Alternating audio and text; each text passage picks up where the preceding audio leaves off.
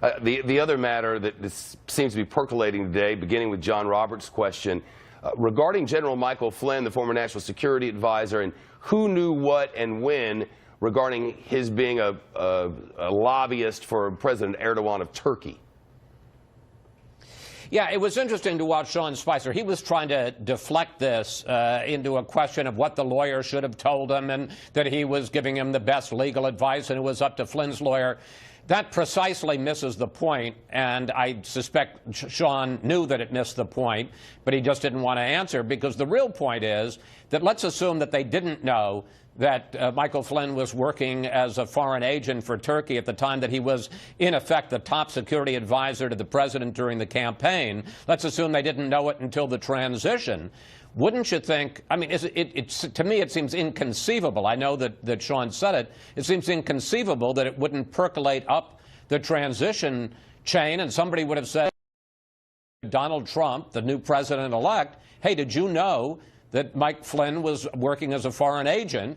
And one, if he didn't know, then why would you ever want him as a national security advisor? He's the guy that's advising you on foreign affairs. He was with him in the briefings that were held as a candidate with the CIA, and he has never told candidate Donald Trump that he's on the retainer, a $500,000 retainer from the government of Turkey. I find that very hard to believe, and that if he didn't know it in the campaign, he clearly, the transition was given the information during the transition, and you got to think that somebody told the president at that point, the president-elect, and why he would name him as the national security advisor, it seems inconceivable. It was after the election that President Erdogan of Turkey, Chris, accused the United States of supporting ISIS.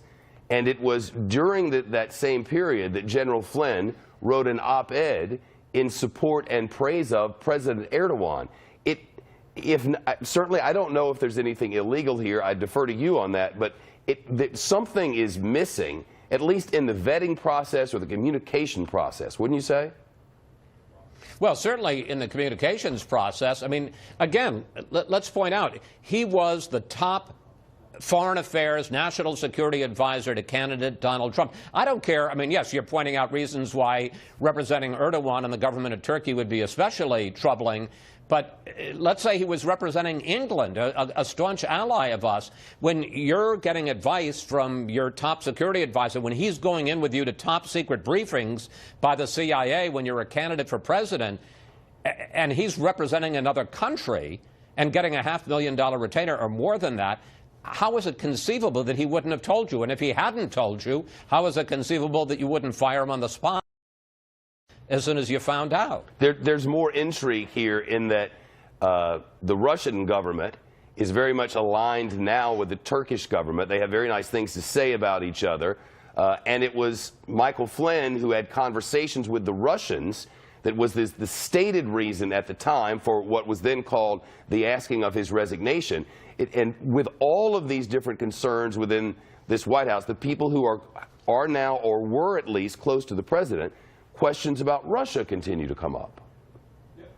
That's true, but you know, I think we have to point out, and I had an interview last Sunday on Fox News Sunday with Tom Cotton, who's a member of the Senate Intelligence Committee, and I asked him directly, is there any evidence you've gotten so far, and this investigation has been going on for quite a period of time, is there any evidence of collusion between Trump world, and I'm saying sort of writ large, campaign, associates, whatever, and the Russians? And he said there is not any evidence that we on the Intelligence Committee have received so far. So until that changes, this whole the Russia question, I understand there's smoke, but there is no indication, no hard evidence of any fire, any collusion between the Russians and Trump world to interfere with the campaign.